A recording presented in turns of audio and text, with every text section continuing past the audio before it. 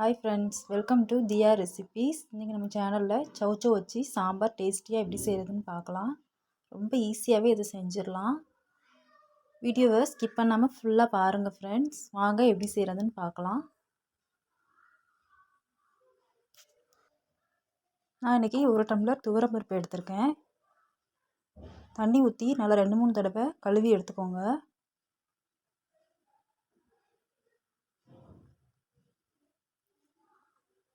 இப்போ பருப்புக்கு கொஞ்சம் தண்ணி மேலே இருக்கிற மாதிரி சேர்த்துக்கலாம். இப்போ இதில் ஒரு 5-6 பல் பூண்டு, ஒரு 1/4 ஸ்பூன் மஞ்சள் தூள், ஒரு சின்ன துண்டு கட்டி பெருங்காயம், இது எல்லாத்தையும் சேர்த்து குக்கரை க்ளோஸ் பண்ணி ஒரு 4 விசில் வச்சுக்கலாம்.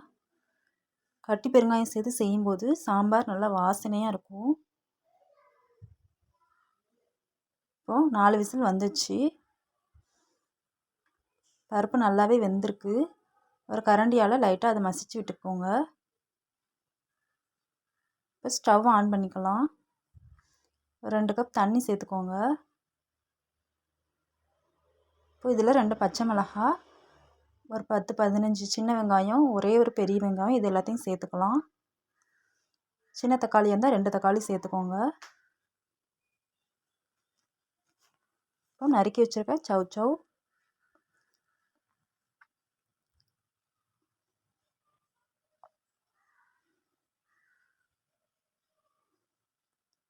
இப்போ இதில் 1/2 ஸ்பூன் சாம்பார் பொடி, 1/2 ஸ்பூன் மிளகாய் பொடி, 1 ஸ்பூன் மல்லிப்பொடி, 1/2 ஸ்பூன் மஞ்சள் தூள், இது எல்லாத்தையும் சேர்த்துக்கலாம்.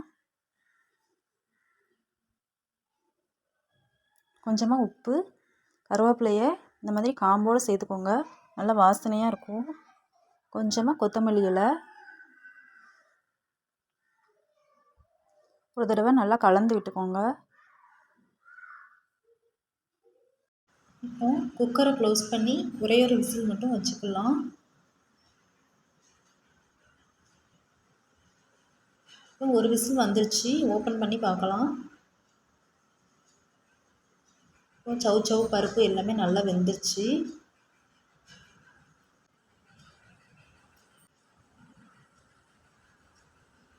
இப்போ கொஞ்சம் கொதிக்கட்டும். ஒரு சின்ன நெல்லிக்காய் சைஸ் அளவு புளியை கரைச்சி வச்சுருக்கேன், அதை சேர்த்துக்கலாம்.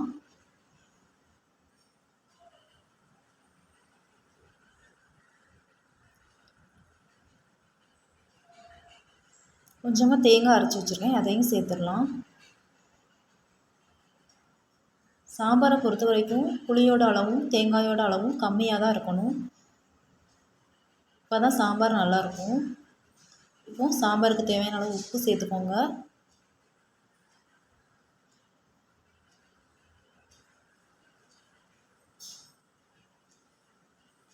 இப்போ குழம்பு நல்லா கொதிச்சிருச்சு, இதை இறக்கிட்டு தாளிச்சுக்கலாம்.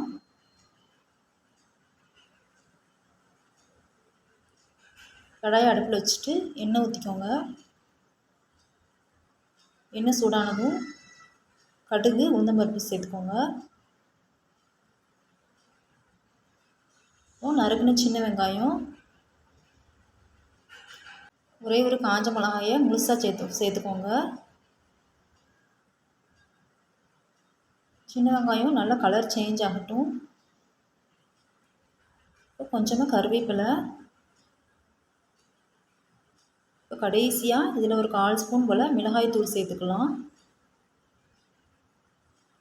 கடைசியாக தாளிக்கும் போது சேர்க்கும்போது சாம்பார் நல்லா வாசனையாகவும் நல்லா கலர்ஃபுல்லாகவும் இருக்கும்.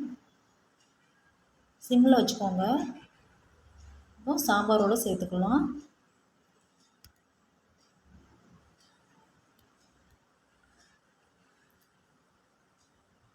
இப்போ ஃப்ரெஷ்ஷாக கொத்தமல்லி இலையை சேர்த்துக்கோங்க. இப்போ நல்லா கலந்து விட்டுக்கலாம். அவ்வளோதாங்க, ரொம்ப டேஸ்டியான சௌச்சௌ சாம்பார் ரெடி. ரைஸ், இட்லி, தோசை, சப்பாத்தி எல்லாத்துக்குமே சூப்பராக இருக்கும். ஒரு தடவை செஞ்சு பாருங்கள். செஞ்சு பார்த்துட்டு எப்படி இருந்துச்சுன்னு கமெண்டில் சொல்லுங்கள். இந்த ரெசிபி உங்களுக்கு பிடிச்சிருந்துச்சுன்னா லைக் பண்ணுங்கள், ஷேர் பண்ணுங்கள். நம்ம சேனலை மறக்காமல் சப்ஸ்கிரைப் பண்ணிக்கோங்க. தேங்க்யூ.